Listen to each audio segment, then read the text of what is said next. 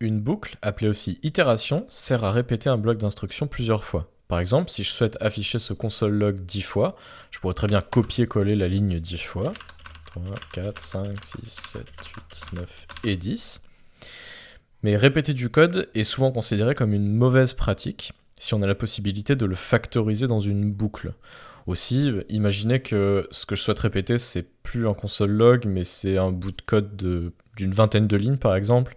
Bon, ça deviendrait vite illisible. Pour bien comprendre les boucles, je vous propose de les analyser sous la forme de pseudocode. Alors qu'est-ce que c'est le pseudocode ? C'est une manière d'écrire du code qui ne correspond à aucun langage de programmation.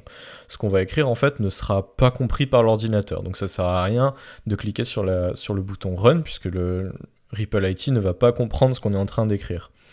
Par contre, ça a l'avantage d'être très facilement lisible par un être humain. C'est ce qu'on appelle un code de plus haut niveau. C'est moins compréhensible par un ordinateur, mais c'est plus compréhensible par un être humain. Donc ce que je vous propose, c'est qu'on va écrire la boucle tant que en pseudocode. Alors, hop, on va enlever ça pour le moment. Et on va écrire tant que. Alors, tant que condition faire. Oups. Qu'est-ce qu'on va faire ? On va faire instruction ici.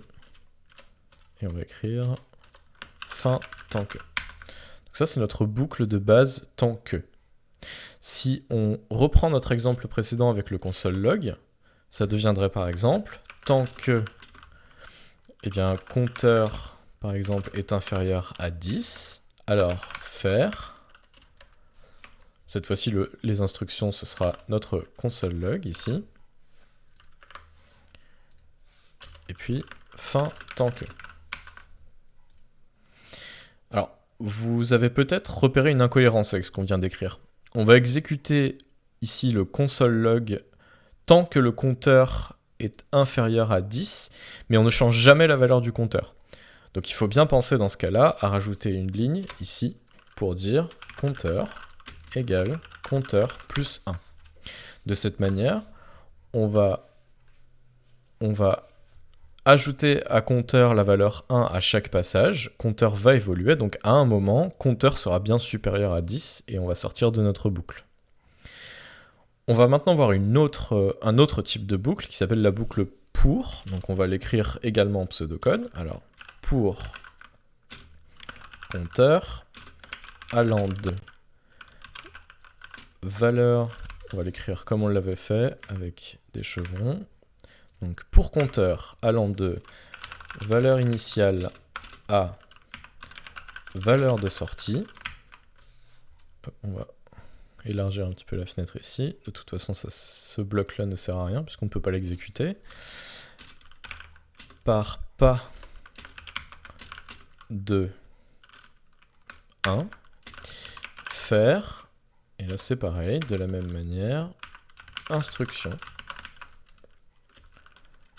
fin pour. Cette boucle-là est un petit peu différente.